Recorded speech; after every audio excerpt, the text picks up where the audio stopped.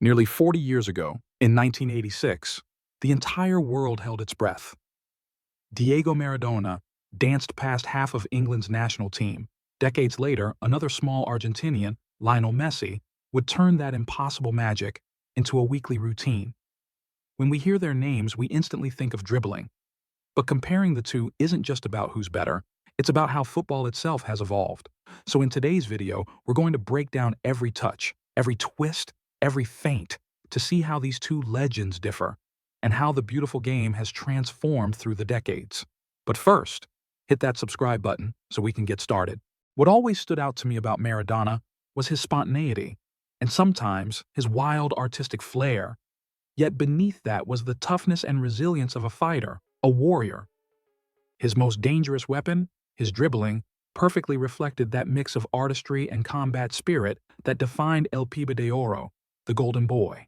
The first thing that made Maradona's style so iconic was his control. If you watch old clips, it's like the ball was glued to his feet, almost impossible to take away.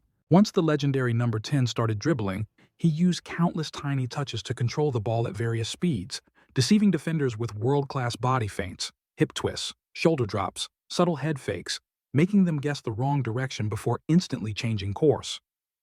He could send defenders the wrong way 3 times in one move, leaving them completely helpless. And of course, we can't forget the artist in him, that unique South American flair, the tango spirit. Maradona often improvised brilliant tricks to escape tight spaces. A quick pullback, a la croqueta to slip between markers, or his signature move, trapping the ball with the sole and spinning around like a compass, leaving defenders stunned every time he pulled it off.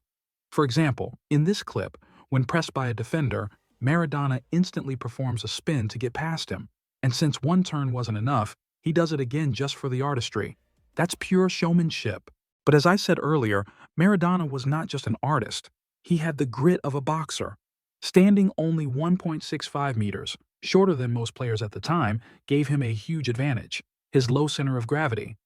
That allowed him to turn, twist, and change direction at insane speed, and made it extremely hard for taller defenders to knock him down. That was crucial back then. Referees were far more lenient and often ignored physical fouls unless they were overly violent. Thanks to his incredible balance, Maradona could stay on his feet and prolong his runs despite repeated challenges. Like in this play, he's tackled twice in quick succession, yet calmly evades both challenges, keeps his balance, and bursts away as the defenders give up in frustration. His body shape also helped. By modern standards, his physique looked bulky. Thick thighs, strong upper body, short stride length, not ideal for a dribbler on paper. But it worked perfectly for him. His broad shoulders and solid core shielded the ball, while his powerful legs gave him explosive acceleration and sustained speed. Just look at this. He receives the ball near midfield, level with a defender who's already sprinting. Within 3 seconds, the defender is left eating dust. Still, Maradona didn't rely solely on strength or his magical left foot. His greatest weapon, as with all elite dribblers, was his mind. Maradona had an extraordinary ability to read and anticipate every movement on the pitch. He could instantly interpret a defender's body posture, predict their motion, and calculate his next move accordingly, almost instinctively. While others had to think for a split second, Maradona's brain was already one step ahead. And when he observed, he didn't just look at the opponent, he also scanned the open spaces ahead. By identifying these gaps, he knew where to escape and how to exploit them for himself and his teammates. That's why Maradona wasn't just a world-class dribbler, he was also one of football's greatest playmakers. Now let's move to Messi. If Maradona's dribbling was like that of a street artist, then Messi's is like that of a supercomputer. It's simple, stripped down, and not flashy, but incredibly efficient. Yet both men, giants of their eras, share a similar mindset when it comes to handling the ball. Like his predecessor, Messi has lightning-fast observation, prediction, and decision-making. When he has the ball, time seems to slow down. All it takes is the slightest sign, a defender leaning the wrong way, shifting weight, and instantly, Messi moves the ball the opposite direction, leaving his opponent twisted and broken. And of course, we must mention that moment when Jerome Boateng became Messi's most famous victim. Messi planted his right foot as if cutting inside, Boateng opened his body to follow, and Messi immediately cut the other way. Boateng fell flat. Iconic. Messi often reads 2 or 3 moves ahead, making it look absurdly easy to dribble past 4 or 5 defenders at once. Before he even touches the ball, he already knows what's coming, where the space is, what's about to happen, and how to react. Physically, Messi stands under 1.70 meters, with a similarly low center of gravity, but his posture is more upright and controlled than Maradona's.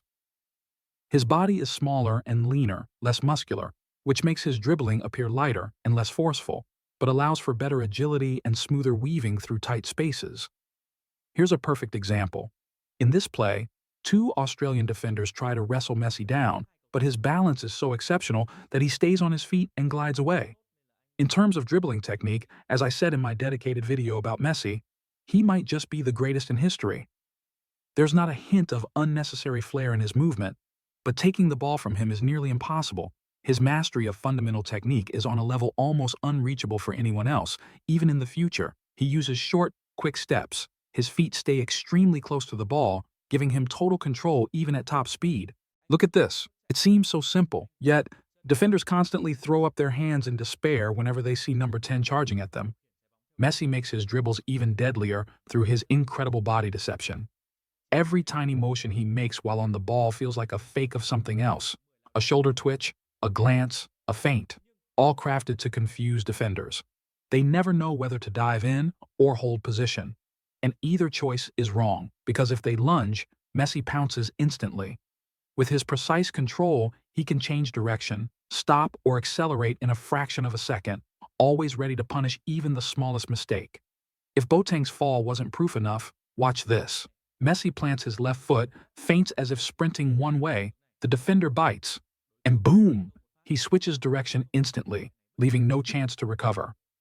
That's why, despite lacking the physical strength of his predecessor, Messi's psychological mastery, his ability to manipulate defenders' reactions, lets him slice through entire defenses, just like Maradona once did. At first glance, their dribbling styles may look similar, same nationality, same number 10, which makes us believe they're alike. But in reality, their differences are huge. Efficiency and energy use, this isn't about how many players they beat or how fancy they look. Both were masters. Efficiency here means how they use their bodies to make dribbling smooth, effortless, and energy efficient. Think about it. Every step you take, the ground pushes back. The heavier and more explosive your movements, the more strain you feel.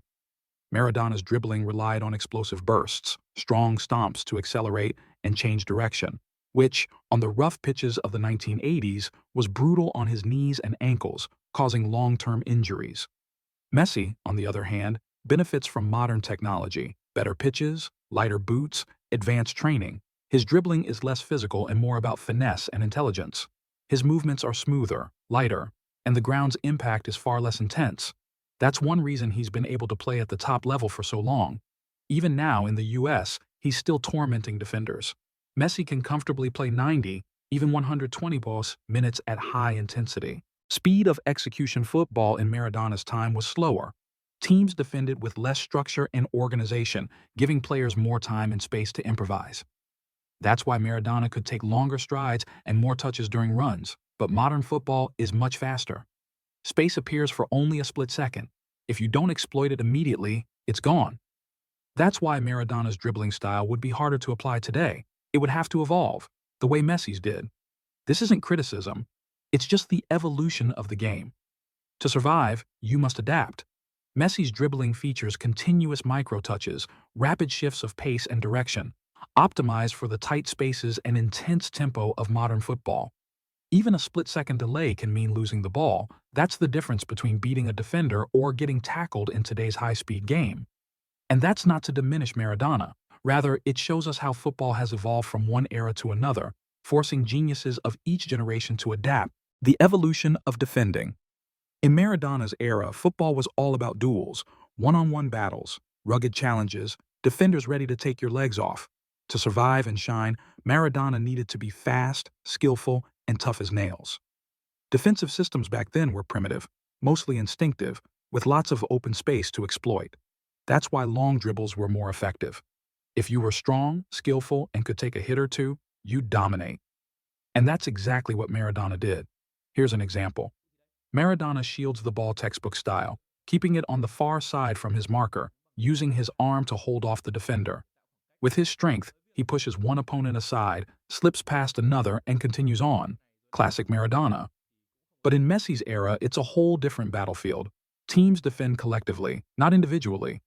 Modern defenders are not only stronger, they're smarter, more disciplined, and always closing space as a unit. So Messi had to evolve. He dribbles with fewer touches, higher speed, and constantly avoids direct contact.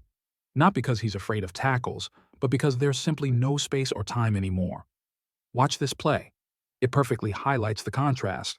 Messi pauses slightly, forcing two PSG defenders to hesitate, then bursts through the opening. Even when facing David Luiz, he doesn't rush. He waits for Luiz to commit, then cuts the ball across him effortlessly. So, what do you think of their styles?